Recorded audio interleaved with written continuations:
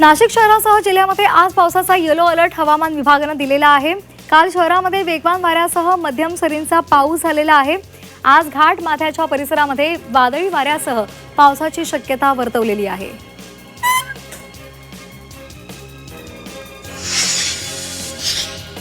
ऐन पावसाळ्यामध्ये पावसाने दडी मारल्यामुळे उष्मा वाढलेला आहे। राज्यातील विजेची मागणी सुद्धा त्यामुळे वाढली आहे। मंगळवारी सायंकाळपर्यंत 28,179 मेगावॅट विजेची मागणी नोंदवली गेली। ऑक्टोबरपासून ही मागणी 30,000 मेगावॅटपर्यंत जाण्याची शक्यता आहे।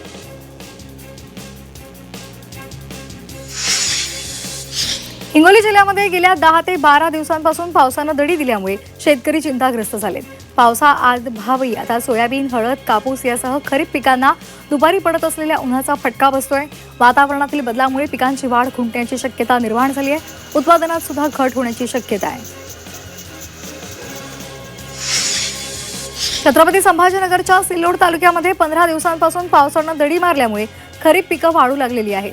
मका, सोयाबीन आणि कापूस पिकांवर परिणाम होतोय। पुढील 2 ते 3 दिवसात पाऊस न झाल्यास उत्पादन घटण्याची भीती शेतकऱ्यांनी व्यक्त केली आहे। भिवंडी आणि कल्याण ग्रामीणला जोडणाऱ्या वासुंद्री पिसा डॅम रस्त्याची मोठी दुरवस्था झाली आहे। रस्त्यावर मोठमोठाले खड्डे पडल्यामुळे पावसाचं पाणी त्यामध्ये साचतंय आणि त्यामुळे अपघाताचा धोका सुद्धा वाढलाय। वारंवार तक्रारी करून सुद्धा दुरुस्ती न झाल्यामुळे नागरिकांनी प्रशासनाविरोधात नाराजी व्यक्त केली आहे।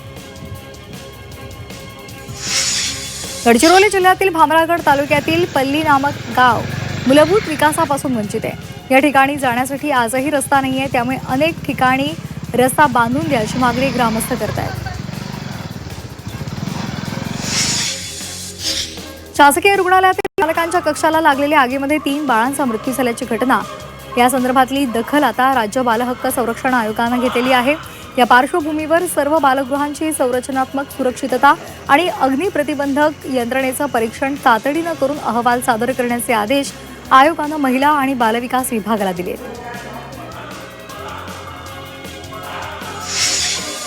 मुंबई ठाण्यातील वाढती वीज मागणी पूर्ण करण्यासाठी कळवा कल्याण 75 वर्ष जुनी पारेषण वाहिनी 110 केव्ही वरून 220 केव्ही करायला उच्च न्यायालयानं परवानगी दिली आहे। सुमारे 488 कोटींच्या या प्रकल्पामध्ये खारफुटीचं नुकसान होणार नसल्याचं न्यायालयानं स्पष्ट केलं आहे। ईद ए मिलाद निमित्तानं सोलापुरात मुस्लिम बांधवांनी मोठी तयारी केलेली आहे। मुस्लिम बहुल भागामध्ये आकर्षक विद्युत रोषणाई आणि सजावट सुद्धा केली आहे। प्रमुख चौकांमध्ये इस्लामिक संस्कृती आणि पैगंबरांच्या जीवनावर आधारित देखावे सुद्धा उभारले। सलग सुट्ट्यांमुळे तुळजाभवानी मंदिरामध्ये भाविकांची गर्दी वाढल्यामुळे 26 ते 30 ऑगस्ट दरम्यान दर्शन मार्गामध्ये बदल केलेला आहे। धर्मदर्शन, मुखदर्शन आणि 300 रुपये देणगी पास धारकांना पायरी मार्गानं प्रवेश दिला जाणार आहे। अभिषेक पास धारकांना राजे शहाजी महाद्वारातून प्रवेश मिळणार आहे। आगामी गणेशोत्सवाच्या पार्श्वभूमीवर झालेल्या शांतता समितीच्या बैठकीत ज्येष्ठ नागरिकांनी डीजेला विरोध केलाय। जिल्हाधिकारी संतोष पाटील यांनी गणेश मंडळांना शासनाच्या आवाजांच्या मर्यादेचं पालन करावं अशा सूचना केल्या आहेत। भंडारा जिल्हा सामान्य रुग्णालयामध्ये गुटखा आणि तंबाखूजन्य पदार्थांवर बंदी असतानाही काही नातेवाईक हे पदार्थ येत असल्याचं समोर आलेलं आहे। रुग्णालयामध्ये अस्वच्छता वाढत असल्यामुळे आता प्रवेशद्वारावर रुग्ण आणि नातेवाईकांच्या खिशांची तपासणी केली जाते।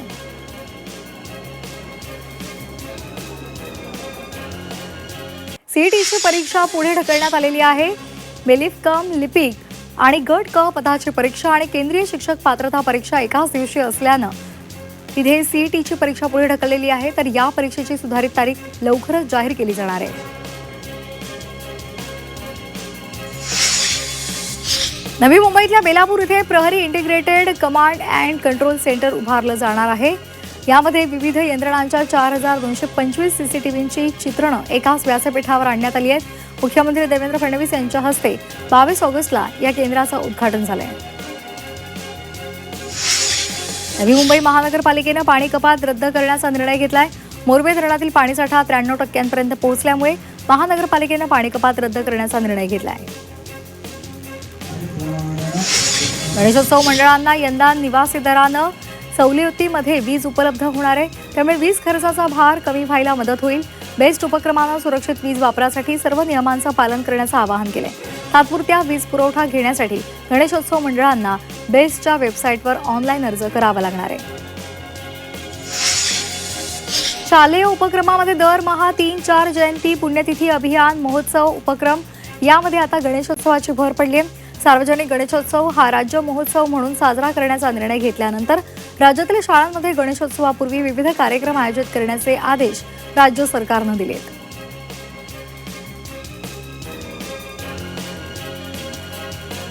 मध्य रेल्वेवर 28 ऑगस्टपासून 1 सप्टेंबरपर्यंत रात्री विशेष ब्लॉक घेतला जाणार आहे.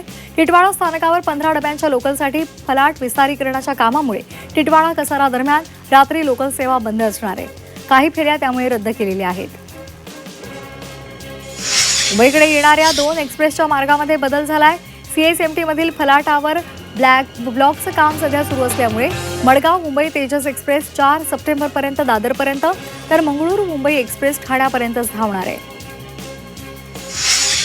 मुंबई विमानतळाच्या T1च्या उत्तरेकडच्या भागाचं पाडकाम 15 जानेवारी 2027 पासून सुरू होणार आहे.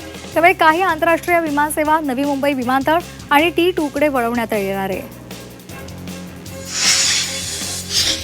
पुणे आरटीओनं MH12 नंतर आता नवी MH61 ही वाहन क्रमांक सिरीज सुरू केली आहे. 4 चाकींसाठी MH61A आणि दुचाकींसाठी MH61B ही सिरीज असणार आहे. वाहनधारकांना चॉईस नंबर घेण्याची सुद्धा संधी असणार आहे.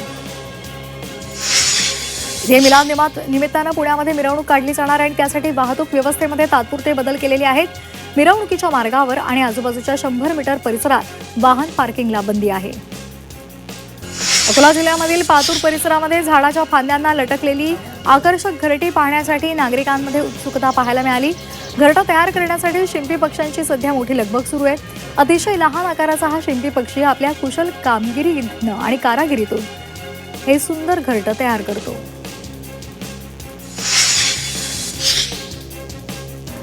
पुणे रेल्वे स्थानकावर DRI मोठी कारवाई करत महिला प्रवाशांकडून 3,41,00,000 रुपये किमतीचे अंमली पदार्थ जप्त केलेले आहेत.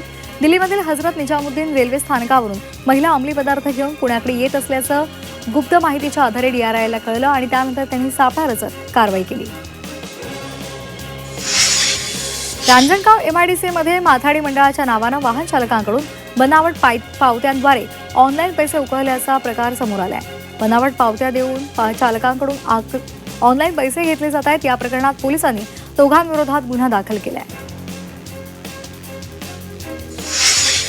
हिंगोली जिल्ह्यामध्ये अवैध गुटखा विक्री विरोधात पोलिसांनी कारवाई करत 4,71,000 रुपयांचा गुटखा जप्त केलेला आहे. बावनखोली परिसरामध्ये छापा टाकून ही कारवाई केलेली आहे. या प्रकरणात गुन्हा दाखल करण्यात आला असून पुढील तपास पोलिसांनी सुरू केला आहे.